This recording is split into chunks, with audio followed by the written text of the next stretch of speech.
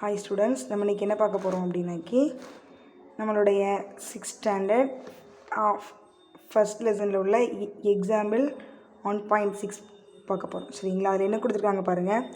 ஒரு பொருட்காட்சியில் 1வது 2வது 3வது மற்றும் 4வது நாட்களில் விற்ற நுழைவு சீட்டுகள் முறையே 1,10,000, 75,060, அப்புறம் 25,700, 30,606 4 நாட்களிலும் மொத்தமாக விற்பனை செய்யப்பட்ட மொத்த நுழைவுச் சீட்டுகள் எத்தனை? ஓகேவா?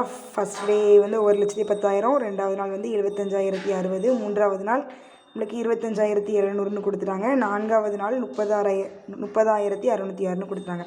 இந்த 4 நாட்கள்லையும் உள்ள மொத்தமாக விற்பனை செய்யப்பட்ட நம்மளுக்கு நுழைவுச் சீட்டுகள் எத்தனை அப்படின்னு கேட்டிருக்காங்க. சரிங்களா? மொத்தம்னாலே நம்ம என்ன செய்வோம்? எல்லாத்தையும் ப்ளஸ் பண்ணி எழுதுவோம். அப்போ நம்ம 4 நாட்கள் உள்ளதையும் மொத்தமாக அப்படியே நம்ம என்ன பண்ண போகிறோம்? ப்ளஸ் பண்ணி எழுத போகிறோம். சரிங்களா? நம்ம செய்யலாமா? பாருங்கள்.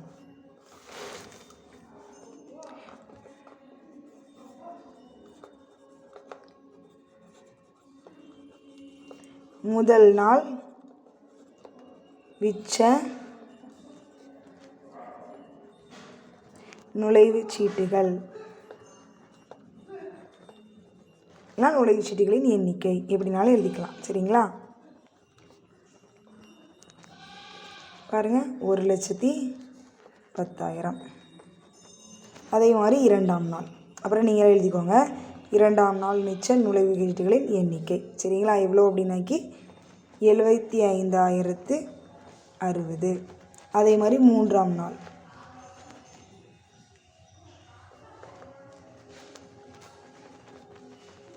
3ஆம் நாள் விற்ற நுழைவுச்சீட்டுகளின் எண்ணிக்கை. சரிங்களா? அது எத்தனை நம்மளுக்கு எவ்வளோ கொடுத்துருக்காங்க? 25,700 அப்படின்னு கொடுத்துருக்காங்க. அதே மாதிரி 4ஆம் நாள்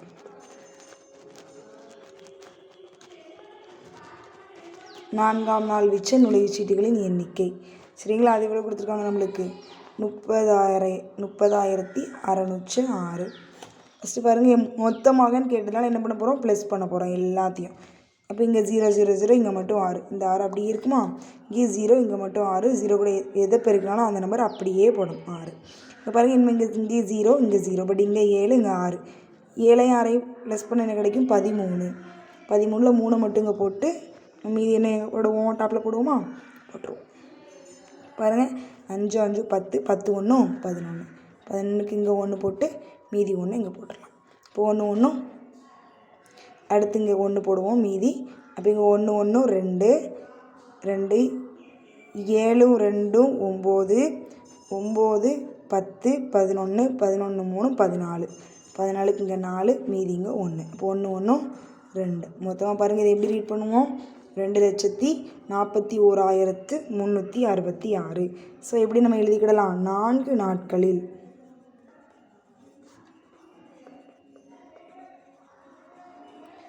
4 நாட்களில் விற்ற, இதான் முக்கியம், மொத்தம் தானே கேட்டிருந்தாங்க, அதான் மொத்த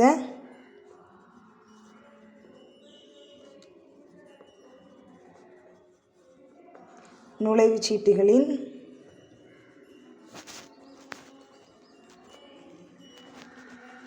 எண்ணிக்கை 2,41,366. சரிங்களா? ஓகே, நம்ம நெக்ஸ்ட் சம் பாருங்கள். எடுத்துக்காட்டு 1.7. சரிங்களா? பாருங்கள், ஒரு ஆண்டில் மொத்த காகித விற்பனை நிறுவனம் 7,50,000 குறிப்பீடுகளில் 6,25,600 குறிப்பீடுகளை விற்பனை செய்துள்ளது. எனவே விற்பனையாகாத குறிப்பீடுகளின் எண்ணிக்கையை காண்க. டோட்டலாக பாருங்கள், 7,50,000 கொடுத்துட்டு அதில் 6,25,000 25,600 என்ன பண்ணிட்டு நம்மளுக்கு விற்பனை ஆகிட்டு, மீதம் உள்ளதை கேட்டிருக்காங்க. அதான் விற்பனை ஆகாத. நம்ம சின்ன வயசுலேருந்தே படிச்சுட்டு தான் வரோம்.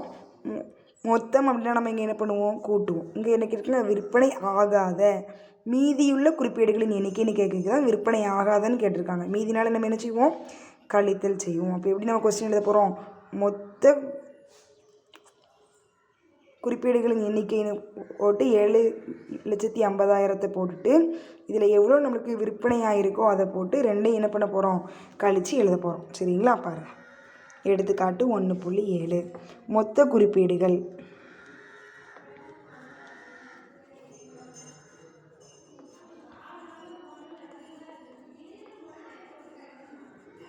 மொத்த குறிப்பீடுகளின் எண்ணிக்கை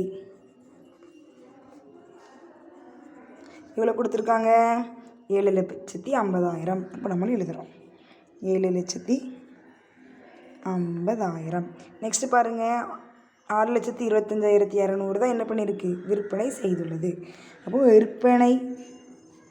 விற்பனையான அல்லது விற்ற குறிப்பீடுகளின் எண்ணிக்கை எவ்வளவு, 6,25,600. பார்த்தீங்கிறது என்ன பண்ண போகிறோம், இப்போ நம்ம கழிக்க போகிறோம். ஏன்னா என்ன கேட்டிருக்காங்க, விற்பனை ஆகாத குறிப்பீடுகளின் எண்ணிக்கை. என்ன கேட்டிருக்காங்க, விற்பனை ஆகாத குறிப்பீடுகளின் எண்ணிக்கை.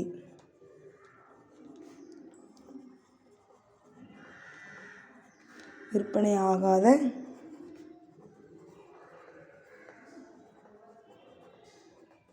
குறிப்பீடுகளின் எண்ணிக்கை தான் கேட்டிருக்காங்க. அதை தான் நம்ம இப்போ கண்டுபிடிக்க போகிறோம். விற்பனை ஆகாதுன்னா மீதமுள்ள, அதை நம்ம என்ன பண்ணோம், சப்ட்ராக்ட் பண்ண போகிறோம். இப்போ 0 கழிச்சா என்ன கிடைக்கும், 0. இங்கேயும் 0 கழிச்சா 0. இங்கே 0லேருந்து 6 கழிக்க முடியுமா, முடியாது. அப்போ என்ன பண்ணணும், பக்கத்தில் கடன் வாங்கணும். இங்கே போகும்போது இங்கே இவங்கள்ட்ட என்ன தான் இருக்குது, 0. அப்போ இவங்கள்ட்டேருந்து வாங்குகிறோம். இவங்கள்ட்டேருந்து 1 கடன் வாங்கி இவங்களுக்கு கொடுத்தா இவங்க 10 ஆயிடுவாங்க, இவங்க 4. இப்போ இந்த 10லேருந்து நம்ம இவங்களுக்கு கடன் கொடுத்து இங்கே 9ஆகவும் இங்கே 10ஆகவும் இருக்கும். சரிங்களா? இப்போ 10லேருந்து 6 கழிச்சா என்ன, 4. 9ல் 5 கழிச்சா என்ன, 4. 4ல் 2 கழிச்சா என்ன, 2. 7 6 கழிச்சா 1. மீதம் நம்மளுக்கு எவ்வளோ இருக்குது, 1,24,400 விற்பனையாகாத குறிப்பீடுகள் நம்மள்கிட்ட இருக்குது. ஓகேவா? ஓகே ஸ்டூடெண்ட்ஸ், நம்ம இன்றைக்கி இந்த 2 எடுத்துக்காட்டு பார்த்துருக்கோம். இனிமேல் நெக்ஸ்ட் வீடியோவில் நம்ம அடுத்த 2 எடுத்துக்காட்டுகள் பார்க்கலாம். Subscribe our channel Tree of Maths.